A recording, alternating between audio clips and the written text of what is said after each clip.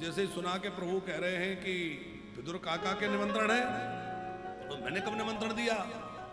समझ गए विदुरानी गीत गाती थी, प्रभु कब आएंगे, प्रभु कब आएंगे, बार बार रो रो के बुलाती थी। लगता है विदुरानी की बात इन तक पहुंच गई हो, विदुरानी की पुकार सुन के आ रहे हैं।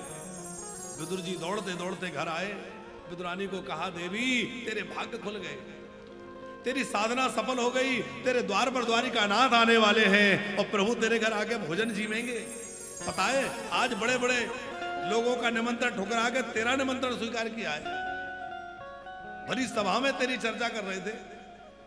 अरे इतना सुन के विदुरानी तो क्या कहना, प्रेम में झूमने लगी, आंखों से आंसू निकलने लगे, रोम रोम पुलकित हो गए। आज मेरे घर गोविंद आएंगे, आज मेरे कन्हैया आएंगे।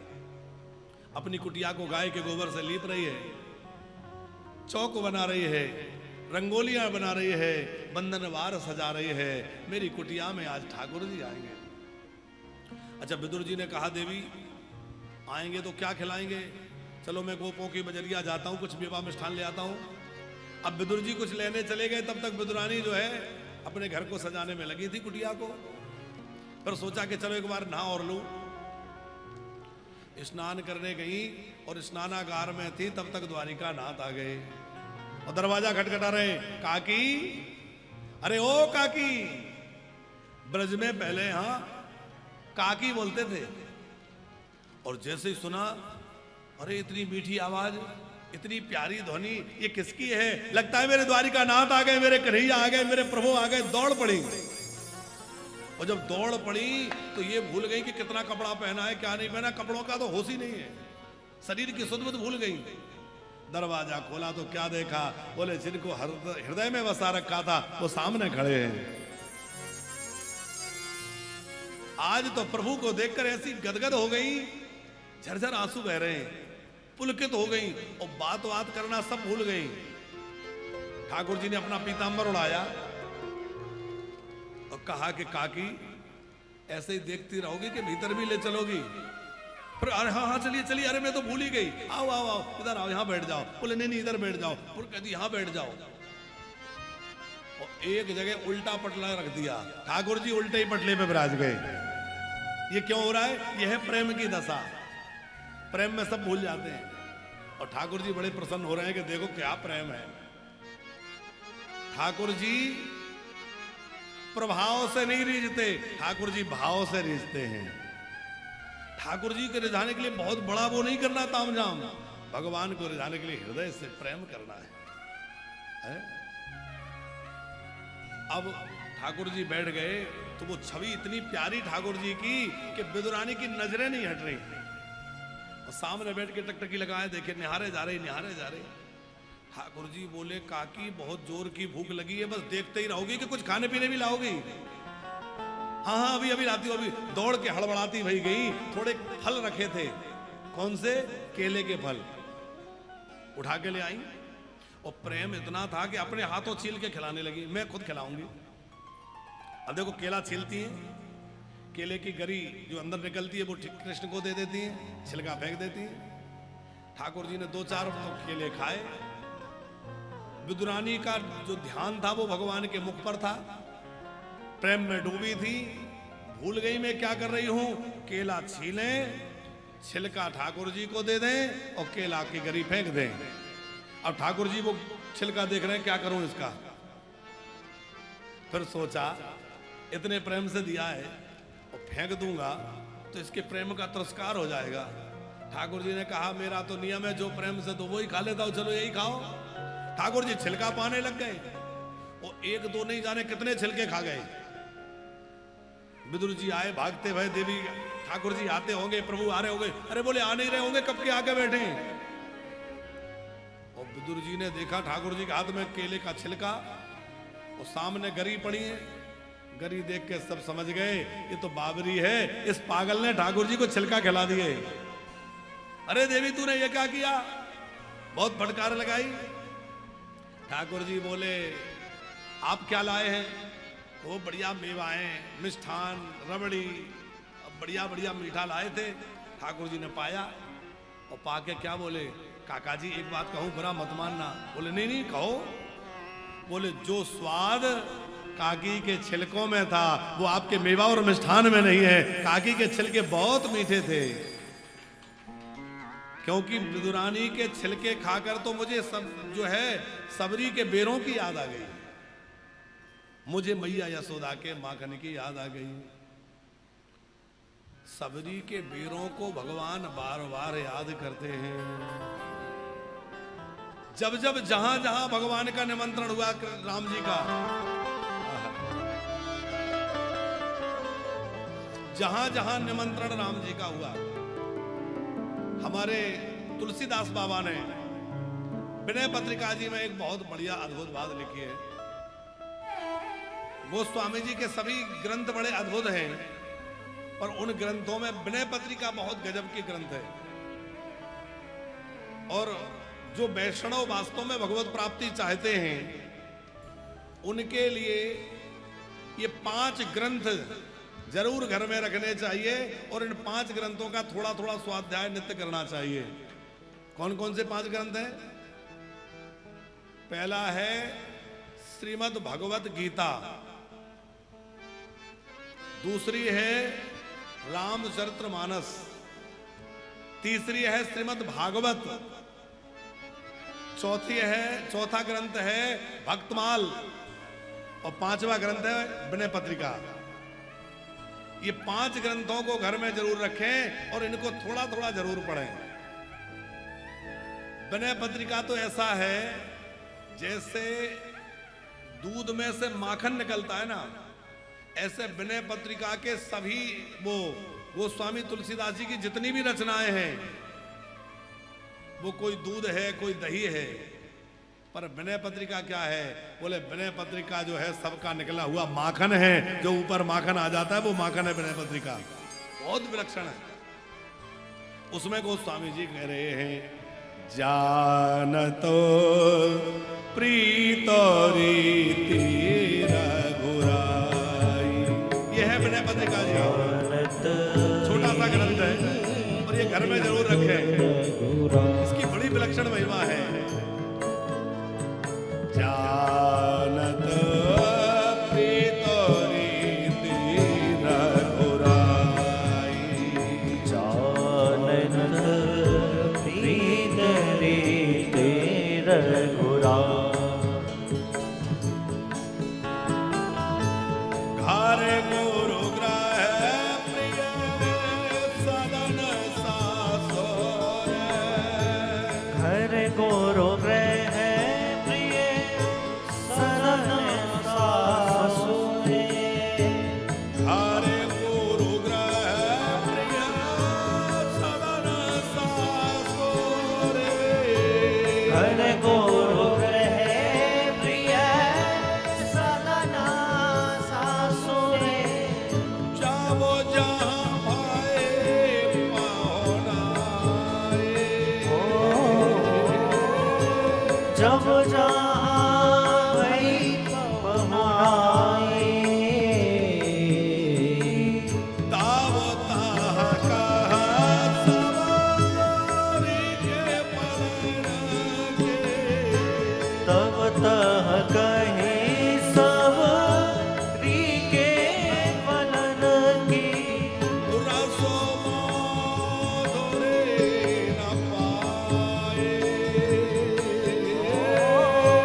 रस माधुरी न पाए, जानत प्रीत रीति रघुराई। जानत प्रीत प्रीत रघुराई। माता जी, जब राम जी 14 वर्षों के बाद वनवास से घर लौटे, अयोध्या जी लौटे, राज तिलक हो गया। एक दिन कौशल्या जी ने मन में विचार किया कि मेरा राम 14 वर्षों तक वन में रहा है, कड़वे कसेले फल खाए हैं, वन में जीवन में समय बिताया है, तो मैं अपने हाथों अपने राम के लिए बढ़िया भोजन बनाऊं। और राम जी को सबसे अधिक भोग कौन सा प्रिय है? जैसे कन्हैया को माखन प्रिय है, ऐसे राम जी को क्या प्रिय है? खीर। हमारे राम जी को खीर बहुत प्रिय है। बढ़िया देसी गाय के दूध की और बढ़िया केसर मिश्री मिश्रित बढ़िया खीर बने, तो कौशल्या मैया ने बहुत बढ़िया तरीके से खीर बनाई, भोजन बनाया, तरह तरह के व्यंजन बनाए और थाली परोस के एक चंदन की चौकी पे रखी और राम जी को पवाने लगी, अपने हाथों से पवाने लगी। और जैसे ही उन्होंने निवाला लेकर के ठाकुर जी के मुंह में, राम जी के मुंह में दिया, तो राम जी की आंखों से आंसुओं की धारा लगी, राम जी की आंखों से टप टप टप आंसू टपकने लगे। अब वो आंसू टपकते देखकर कौशल्या जी घबरा गई।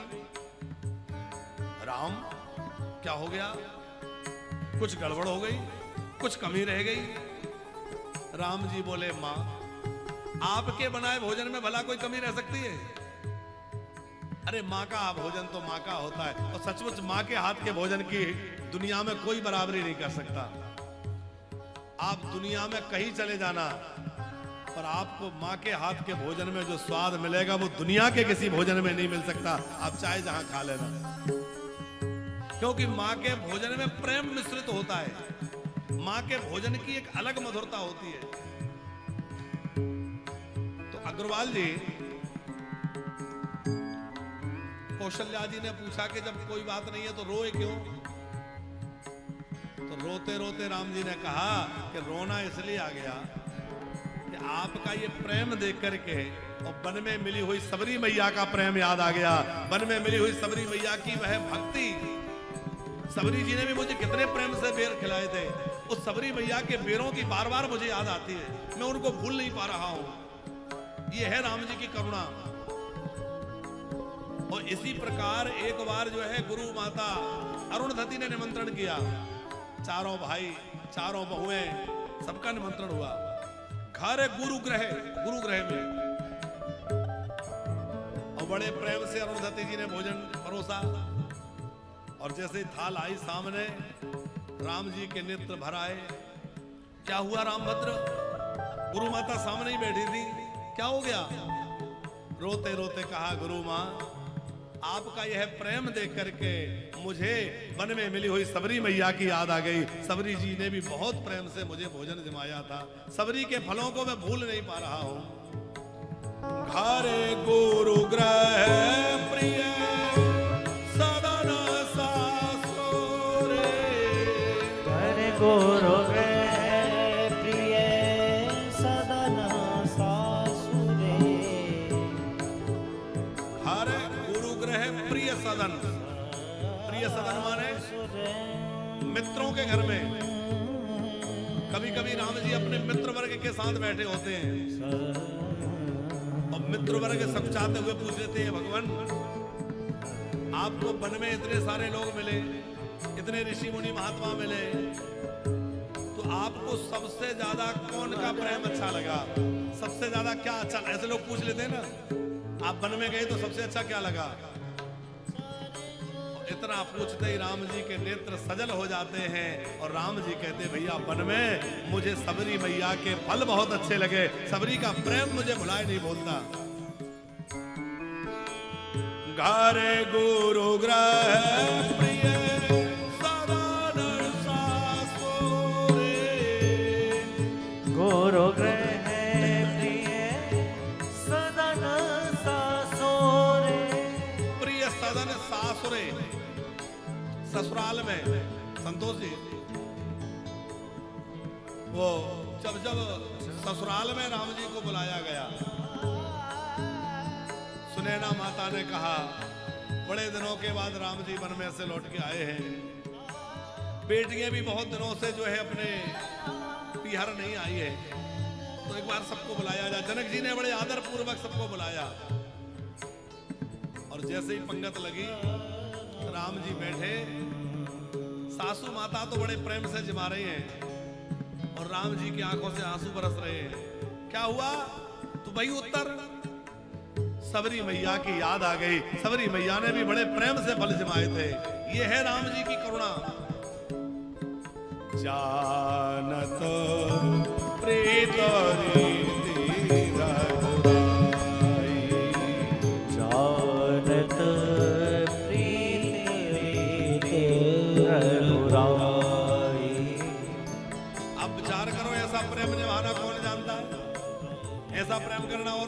कौन जानता है? भैया संसार में तो सब तब तक ही प्रेम करते हैं जब तक कोई स्वार्थ दिखता है। वो स्वार्थ पूरा हुआ तो औरों की तो छोड़ो, लोग माँ बाप को छोड़ देते हैं। जब लोग माँ बाप को ही छोड़ देते हैं तो औरों की क्या बात कही जाए।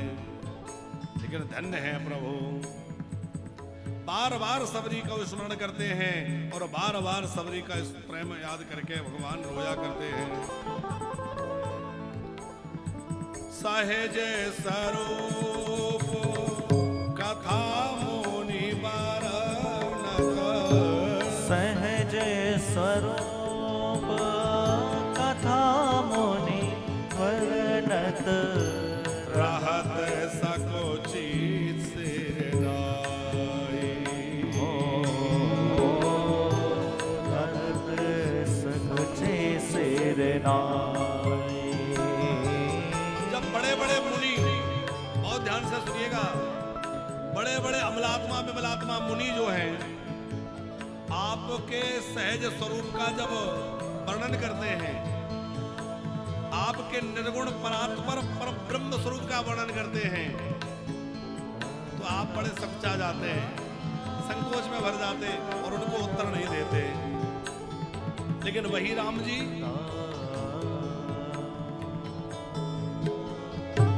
केवट में तो कहे सुख मानत, केवट में तो कहे सुख मानत, वानर बंधु बढ़ाए। वानर बंधु बढ़ाए, जानत प्रीत रे जानत प्रीत रे रघुराम। क्या कह रहे हैं गोस्वामी जी कि बड़े बड़े अमलात्मा विमलात्मा ऋषि मुनि योगेंद्र मुनेन्द्र जब राम जी के परात्पर ब्रह्म स्वरूप का, निर्गुण निराकार अव्यक्त स्वरूप का वर्णन करते हैं, राम जी सुन के सच्चा जाते हैं, उत्तर नहीं देते। लेकिन वही राम जी केवट मीत कहे सुख मानत, निषाद राज जब उनको अपना मित्र कहते हैं तो राम जी बड़े खुश होते हैं कि देखो मैं इनका मित्र हूं। कोई गरीब आदमी हमारा मित्र बन जाए, बचपन का मित्र हो, यात्रा में मित्र बन गया हो, और हम कहीं बड़े लोगों के समाज में बैठे हों, तो हमें उसको मित्र कहने में संकोच होता है कि नहीं? ऐसे समाज की दशा है। अरे और तो छोड़िए अग्रवाल जी, ऐसे भी लोग देखे गए हैं कि जिनको अपने पिता को पिता कहने में शर्म आती है। पढ़ लिख कर बड़े ऑफिसर बन गए, बड़े लोगों के बीच में उठने बैठने लगे। अब वो ऑफिसरों के बीच में बैठे थे, तभी गांव से पिताजी आ गए, हाथ में थैला है, फटी सी धोती है, कंधे पे कुर्ता है, उनको पिताजी कहने में संकोच लग रहा है। होता है कि नहीं ऐसा? आप विचार करिए कि समाज की ये दशा है, लेकिन भगवान कैसे हैं? बोले वो जब निषाद राज राम जी को अपना मित्र कहते हैं तो राम जी बड़े गदगद हो जाते हैं, बोले देखो मैं इनका मित्र हूं। केवट मीत कहे सुख मानत, और बानर बंधु बढ़ाई, जब बानर लोग इनको अपना मित्र कहते हैं, अपना बंधु कहते हैं, ये बड़े खुश होते हैं। अब बताओ इसमें कौन सी बड़प्पन की बात है? बानर बंधु बढ़ाई, क्यों? क्योंकि प्रेम निभाना तो राम जी जानते हैं। जानत प्रीत रीति रघुराई, जानत प्रीत रीति रघुराई, जानत प्रीत रीति रघुराई, जानत प्रीत रीति रघुराई। और राम जी कैसे हैं? जिस समय लक्ष्मण जी को बाण लग गया, मेघनाथ ने प्राणघातनी शक्ति का प्रयोग किया और लक्ष्मण जी मूर्छा में चले गए। हनुमान जी उठा के लाए, राम जी के सन्मुख रखा तो राम जी बहुत रोए। राम जी बहुत रोए तो किस लिए रोए? लक्ष्मण जी के लिए नहीं रोए। यहां गोस्वामी जी उस रहस्य को खोलते हुए कह रहे हैं कि राम जी क्यों रोए। रन परयो बंधु विभीषण ही को सोच हृदय अधकाई। लक्ष्मण जी को देख देख के राम जी रो रहे हैं। क्यों? बोले यदि लक्ष्मण के प्राण नहीं बचे तो फिर मैं युद्ध नहीं लड़ूंगा, मैं लौट जाऊंगा। और जब मैं युद्ध नहीं लड़ूंगा तो लंका पर विजय कैसे पाऊंगा? और जब लंका पर विजय नहीं मिलेगी तो इस बेचारे सुग्रीव का क्या, इस बेचारे विभीषण का क्या होगा? मैंने विभीषण को राजा बनाने की घोषणा कर दी और विभीषण को लंका का राजा नियुक्त भी कर दिया। अब यदि लंका पर विजय प्राप्त नहीं हुई तो ये विभीषण कहां जाएगा? मैं तो अपने घर चला जाऊंगा, बंदर भालू अपने अपने घर चले जाएंगे, सुग्रीव अपने किष्किंधा चले जाएंगे, लेकिन बेचारा ये विभीषण कहां जाएगा? तो रन पड़यो बंधु विभीषण ही को सोच हृदय अधिकाई। सोच किसका हो रहा है? विभीषण जी का।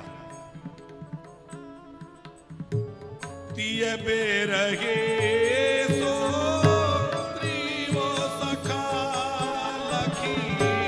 प्रिय रही सो ग्रीव सखा लखी। प्राण प्रिया बिसराई।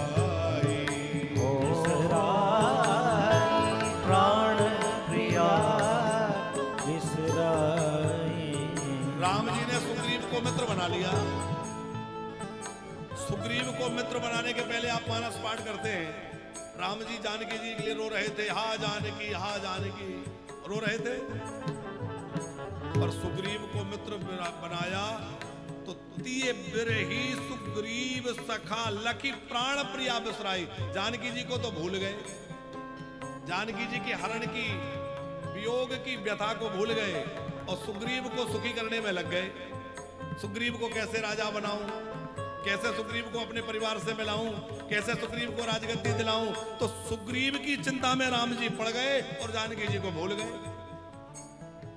अब ऐसा कौन होगा जो अपनी समस्या भूल जाए और दूसरी समस्या में लग जाए? ऐसा क्यों हुआ? जानत प्रीत रीति रघुराई। जानत प्रीत रीति रघुराई। जानत प्रीत रीति प्रीत रीति प्रीत।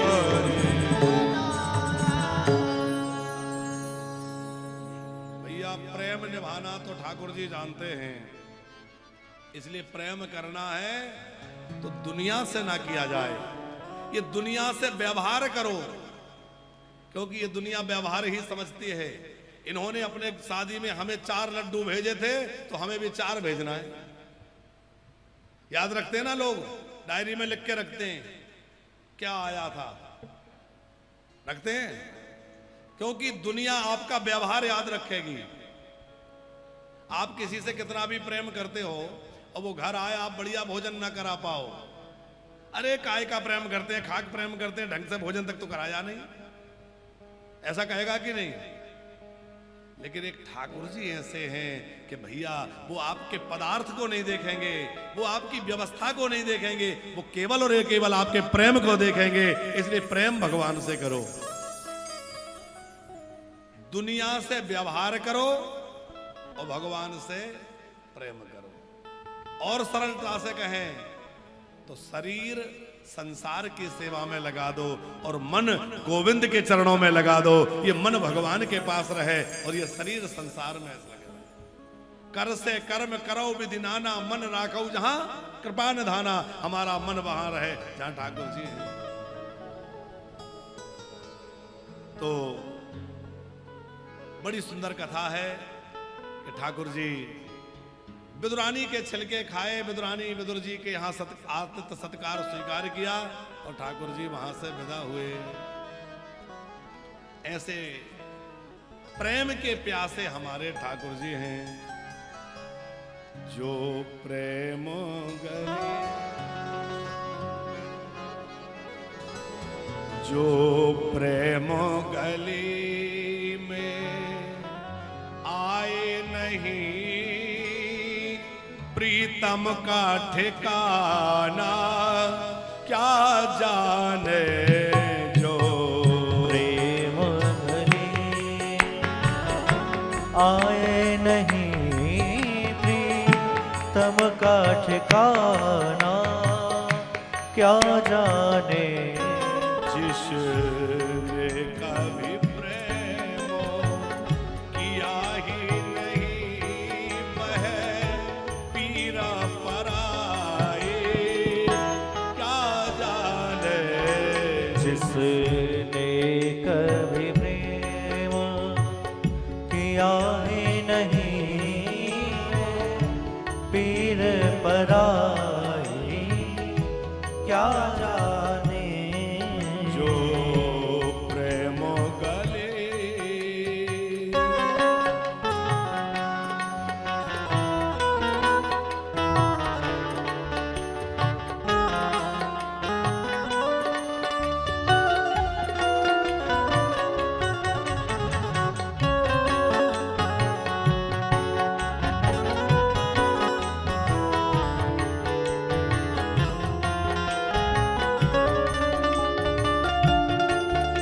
श्री राधा रमण की।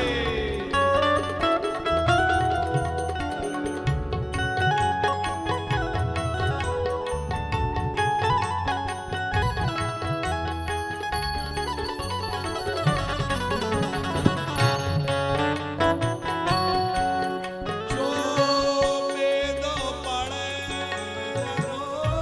भेद करे, जो वेद पढ़े और भेद करे, मनो में नहीं निर्मल आई।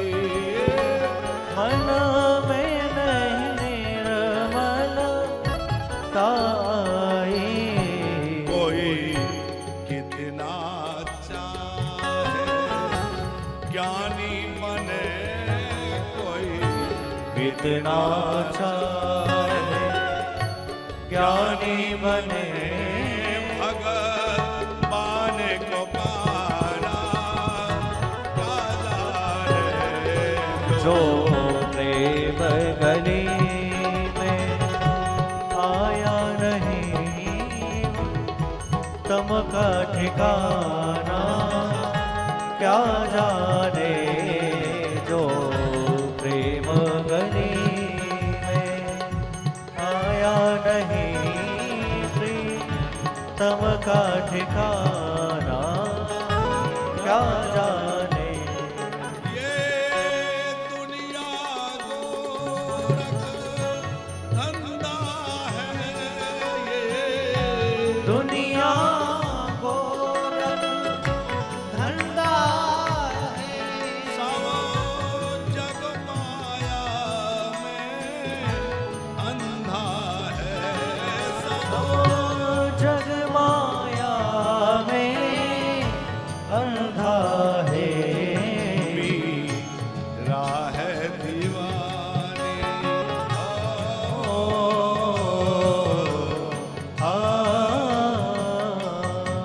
मीरा है दीवानी, मोहन की संसार दीवाना क्या जाने। जो प्रेम गली में आया नहीं, वे तम का ठिकाना क्या जाने। जिसने कभी प्रेम किया ही नहीं, वह पीर पराई क्या जाने। प्रेम गली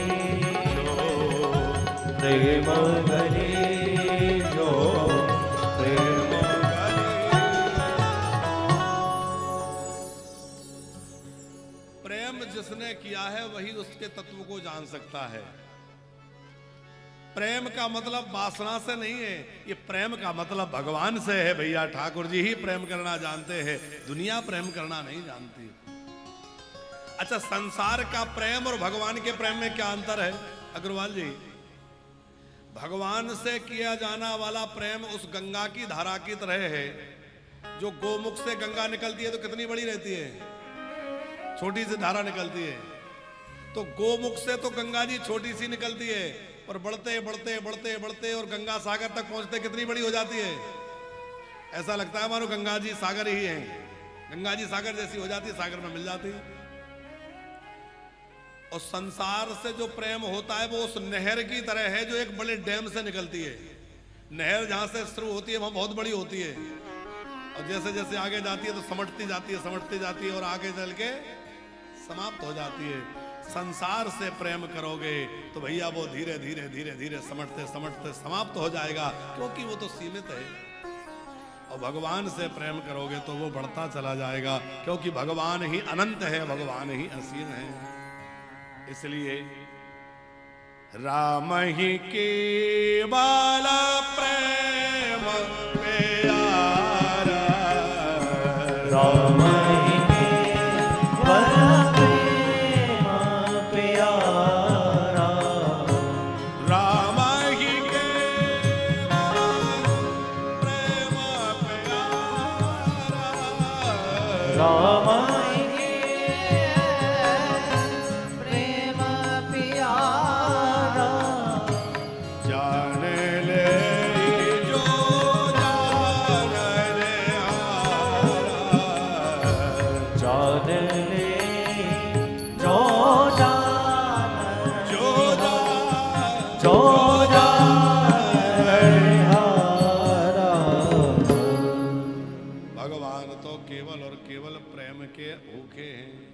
विदुर विदुरानी क्या ठाकुर जी बड़े छक्कर के पाए प्रसाद, और फिर ठाकुर जी वहां से विदा हो गए। कलयुग में भी कितने भक्तों के चरित्र हैं जहां भगवान बड़े रीझ कर भोजन करते हैं, बड़े प्रसन्न होकर। अभी हम लोगों ने भक्तमाल जी की कथा सुनी थी, आप लोगों ने भी सोशल मीडिया के माध्यम से अथवा संस्कार चैनल के माध्यम, संस्कार चैनल पर लाइव टेलीकास्ट था, अद्भुत भक्त चरित्र हुए। कैसे कैसे भगवान भक्तों के घरों में पहुंच जाते हैं। कर्माबाई की खिचड़ी खाने पहुंच जाते हैं।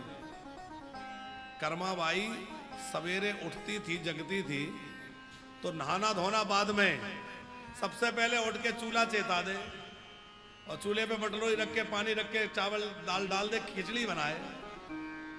और ठाकुर जी इतने प्रेम से बालक बन के आ जाएं, और कन्हैया छोटे से लाला बन के और आ जाए और कहें जल्दी कर्मा, प्रेम से पाए। एक महात्मा आए और कर्मा जी को ऐसे देख के कहा, अरे बाबरी ये क्या करती है?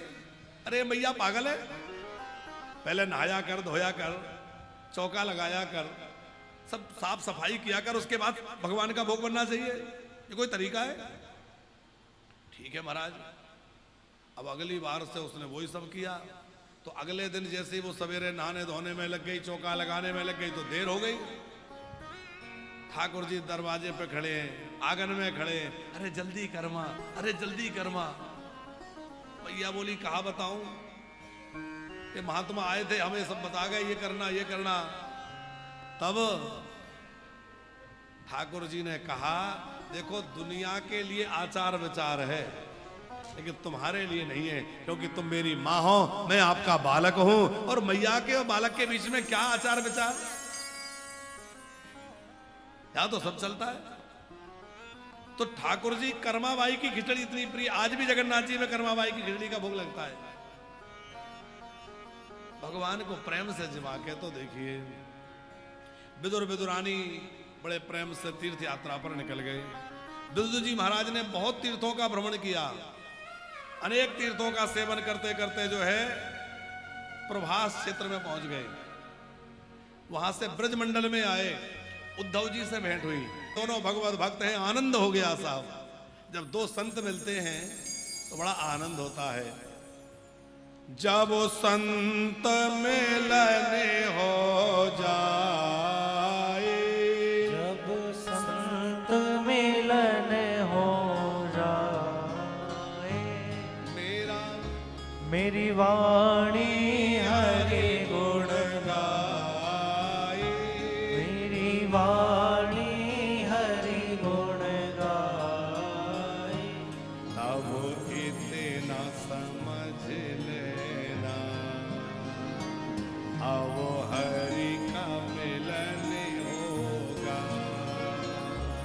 जब इतना समझ लेना, अब हरि से मिलन होगा।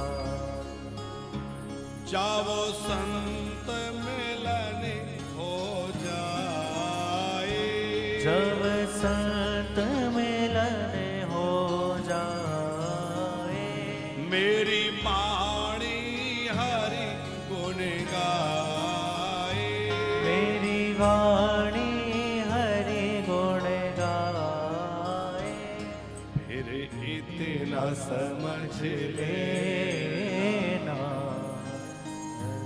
मेरा हरि से मिलन होगा।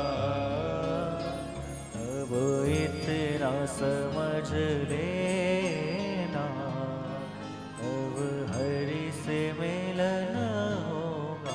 जीवन में जब भी किसी संत से भेंट हो जाए, संत का दर्शन हो जाए, तो समझ लेना भगवान कृपा कर रहे हैं, क्योंकि बिनु हरि कृपा मिले नहीं संता, बिनु हरि कृपा मिले नहीं संता, बिनु हरि कृपा मिले ही नहीं संता, बिनु हरि कृपा मिले नहीं संता।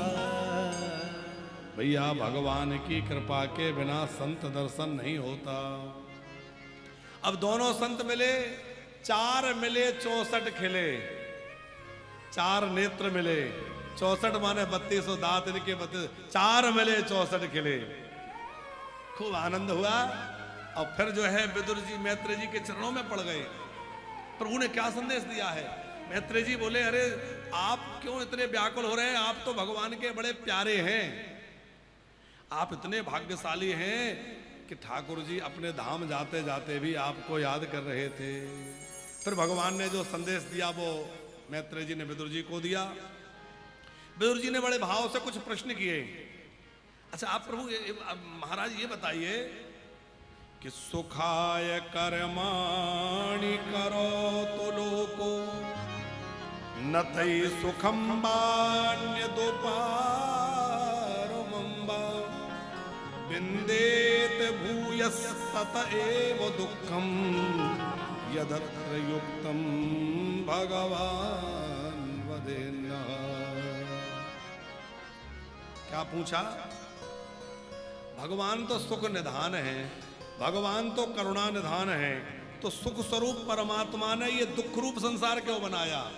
संसार दुख रूप है और भगवान सुख रूप है। तो भगवान सुख रूप है तो भगवान ने संसार भी कैसा बनाना था? पर संसार सुख रूप है क्या? दूसरा प्रश्न किया कि अकर्ता भगवान ने सृष्टि की रचना क्यों करी? तीसरा प्रश्न किया कि इस संसार में जो जितना सुखी होने का प्रयास करता है वो उतना ज्यादा दुखी क्यों होता है? मैत्रेय जी ने भगवान का स्मरण करते हुए उत्तर दिया, विदुर जी भगवान ने तो संसार को बहुत बढ़िया बनाया है, हमें इसमें रहना नहीं आया। इस संसार में कैसे रहना है? बोले जैसे नौका जल में रहती है, नाव पानी में रहती है। यदि नाव को पानी से निकाल दो तो उसकी उपयोगिता खत्म हो जाएगी कि नहीं? किस काम की है? नाव पानी में रहे तो ठीक है, पर पानी में नाव रहे तो, पानी में नाव रहे वहां तक तो ठीक है, पर नाव में पानी आ जाए तो डूब जाएगी। बोले जैसे नौका पानी में रहे पर नौका में पानी ना रहे, वैसे ही हम संसार में रहे पर संसार हमारे अंदर ना रहे। यदि हमारे अंदर संसार आ जाएगा तो हम डूब जाएंगे। इसलिए संसार में तो रहो। अच्छा संसार में नहीं रहोगे तो कहां जाओगे? जंगल में चले जाओगे तो वहां भी अपना संसार बसा लोगे। रहने के लिए कुटिया बनाना पड़ेगा, भोजन के लिए कुछ ना कुछ जुटाना पड़ेगा, कपड़ा जुटाना पड़ेगा, सब करना पड़ेगा कि नहीं? शहर में रहने वाले सब लोग जंगल में पहुंच जाए तो जंगल शहर बन जाएगा है? तो पलायन करने से बात नहीं बनेगी। तो बोले मन की ऐसी स्थिति बना लो कि हम संसार में रहें पर संसार हमारे अंदर ना रहे, हमारे अंदर तो राधा रमण रहे, हमारे अंदर तो बांके बिहारी का प्रेम रहे। अनात्म वस्तुओं के प्रति हमारी जो आसक्ति है वह दुख का कारण है, अथवा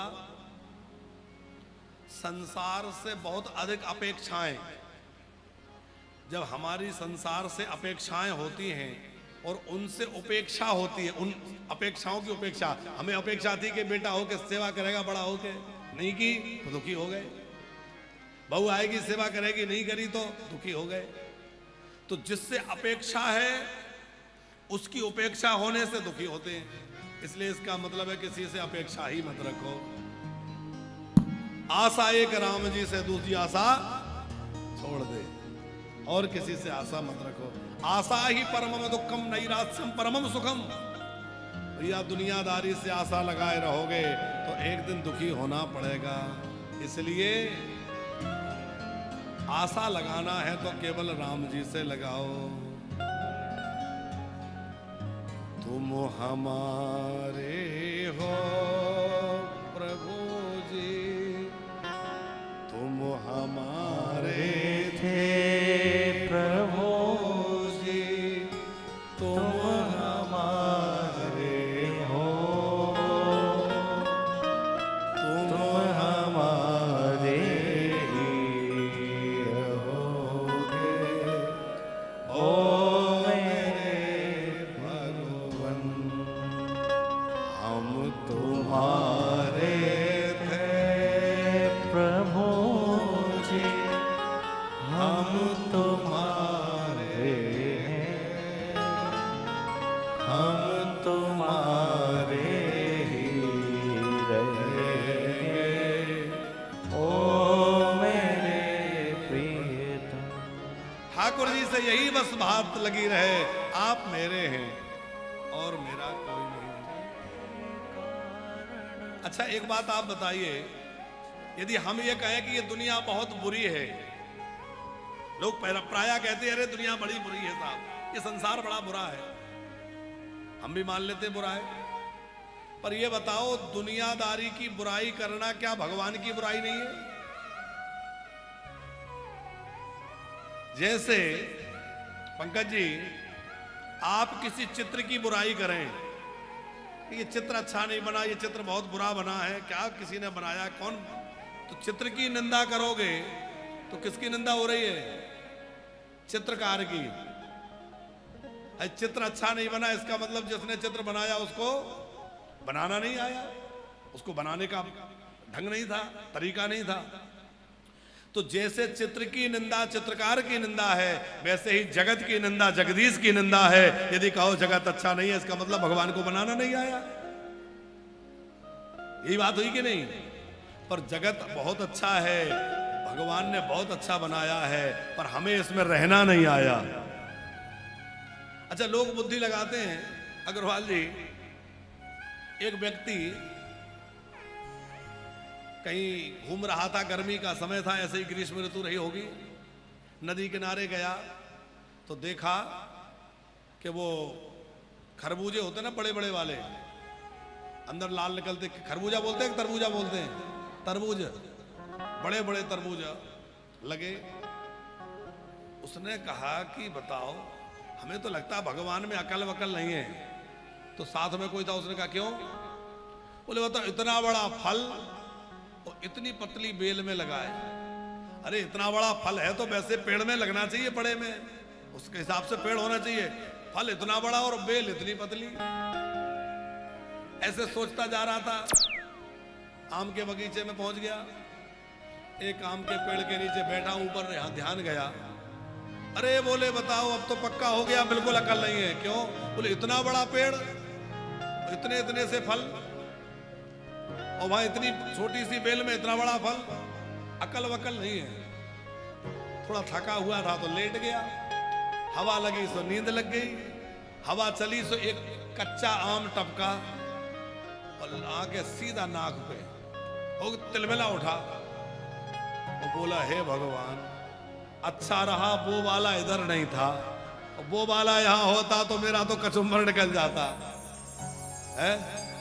बोले आपने जो कुछ जहां लगाया वो बिल्कुल ठीक ही लगाया है, गलत नहीं है, जो लगाया है वो ठीक लगाया। तो सच्ची बात है कि नहीं भैया? भगवान ने, अच्छा एक बात सोचो, बढ़िया से बढ़िया मोटर कार कंपनी बनाती है, पर 2 साल बाद ही उसका अपडेट वर्जन आ जाता है। बोले अब इसका नया मॉडल आ गया। बढ़िया बढ़िया मोबाइल फोन कंपनियां बना रही हैं, बड़े बड़े इंजीनियर उसमें लगे हुए हैं, लेकिन फिर भी उसको अपडेट करने की आवश्यकता पड़ती है कि नहीं? पर भगवान ने इस मनुष्य को एक बार बनाया और एक बार में ही ऐसा बना दिया कि अपडेट करने की जरूरत आज तक नहीं पड़ी, आज तक लगाई नहीं कि ये कमी रह गई, अपडेट करना पड़ा। एक ही बार में इतना परफेक्ट पीस बनाया है, एक कमी रही नहीं है। और चीजों में परफेक्ट, उतना परफेक्ट नहीं आ पा रहा। अच्छा आप देखो, हम भोजन करते हैं तो जैसे ही हम कोई वस्तु लेते हैं तो हाथ छू के देखता है कि ज्यादा गर्म है कि ठंडा है कि कैसा है, हाथ पहले परीक्षण कर लेता है, फिर आंख देखती है देखने में ठीक ठाक है कि नहीं है। अच्छा पहले आंख देखेगी, फिर हाथ देखेगा, और जैसे ले जाएंगे तो नाक देखेगी। देखते हैं कि नहीं? पहले आंख ने देखा, आंख ने पास कर दिया ओके, तो हाथ देखेगा, हाथ ने भी कर दिया ओके है, तो फिर नाक देखेगी, दुर्गंध तो नहीं आ रही, कोई स्मेल तो नहीं है, खराब तो नहीं है। नाक ने भी पास कर दिया ओके है, तो फिर जीभ देखेगी, स्वाद कैसा है, कि खट्टा तो नहीं हो गया, कहीं खराब तो नहीं हो गया। तो कितनी वीवीआईपी व्यवस्था है, कितनी जगह चेकिंग होती है। अब सोचो जरा, कहीं नाक इधर होती, आंख इधर होती, तो भोजन करने में कितनी परेशानी होती। तोड़ते दिखाते इधर, सुंघाते इधर, खाते इधर, मुश्किल हो जाती कि नहीं? अब हम ये बात इसलिए कह रहे हैं कि भगवान ने एक ही बार संसार को बनाया, एक ही बार रचना करी, पर ऐसी अद्भुत रचना करी कि आज तक बदलाव की आवश्यकता नहीं पड़ी। धन्य है तेरी माया प्रभु। तितलियों में क्या गजब का रंग भर दिया, मृग की आंखें क्या सुंदर बना दी, मोर के पंख में क्या चित्रकारी तूने कर दी, क्या अद्भुत कलाकारी ठाकुर जी ने कर दी। तो मैत्रेय जी कह रहे हैं ये संसार भगवान ने सुख रूप ही बनाया है, पर हम इसमें दुखी इसलिए रहते हैं क्योंकि हमारे सुख की चाह जो है वो गलत जगह से है। जहां सुख है ही नहीं वहां सुख ढूंढ रहे हैं। अच्छा जो वस्तु जहां होगी वहीं तो मिलेगी। आपके कान का टॉपिस यहां गिर जाए तो आप घर में जाके ढूंढे या कमरे में ढूंढे तो मिलेगा? गिरा होगा वहीं जाना पड़ेगा। अब हमारा जो सुख है वो कहां खो गया है? हमारे अपने अंदर, और हम ढूंढ रहे हैं बाहर। एक बूढ़ी मैया थी दक्षिण भारत में, पुरानी बात है, वो लोगों को समझाती, लोग मानते नहीं थे, तो उस माता ने एक बार एक प्रैक्टिकल करके दिखाया लोगों को। अग्रवाल जी उसने क्या किया कि शाम के समय बाहर थोड़ा अंधेरा होने लगा था, तो खंबे पे लाइट जल रही थी, उसके नीचे कुछ ढूंढ रही थी। किसी ने पूछा मैया क्या हो गया? बोले मेरी सुई खो गई, वो ढूंढ रही हूं। अरे मैया की सुई खो गई, भैया आओ। 2-4 लोग और आ गए, बड़ी देर तक ढूंढी। मैया ये बता सुई गिरी कहां थी? बोले गिरी तो वो कुटिया के भीतर थी। अरे पागल है, वहां गिरी थी तो यहां क्यों ढूंढ रही है? बोले यहां इसलिए ढूंढ रही हूं कि वहां बहुत अंधेरा है, उजाले की कोई व्यवस्था नहीं है, यहां लाइट जल रही थी, मैंने कहा यहां ढूंढ लूं। अरे चाहे जितना लाइट जलती रहे पर जहां है ही नहीं वहां मिलेगी कैसे?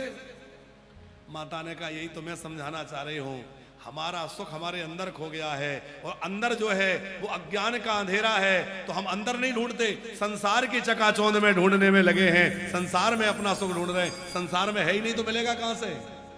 कभी लगता है बेटा हो जाएगा तो सुखी हो जाएंगे, बहू आ जाएगी तो सुखी हो जाएंगे, मकान बन जाएगा तो सुखी हो जाएंगे, गाड़ी खरीद लेंगे तो सुखी हो जाएंगे, पर सुखी होते हैं क्या? केवल सुख का आभास ऐसे होता है जैसे गर्मी के दिनों में जब सड़क पर चलते हैं, आपने कभी गौर किया होगा तो कभी कभी ऐसा लगता है कि आगे पानी है, पर पानी होता नहीं है। इसको बोलते मृग मरीचिका। रेगिस्तान में जहां रेत ही रेत है तो वहां हिरन या कुछ भी पशु पानी के लिए बेचारे भटकते हैं। भीषण गर्मी इस समय बड़ी हालत खराब है, तो जब वो देखते हैं तो उनको रेत चमकती हुई दिखती है दूर। तो जब दूर जो है रेत चमकती हुई दिखती है तो उन्हें ऐसा लगता है कि शायद वहां पानी है।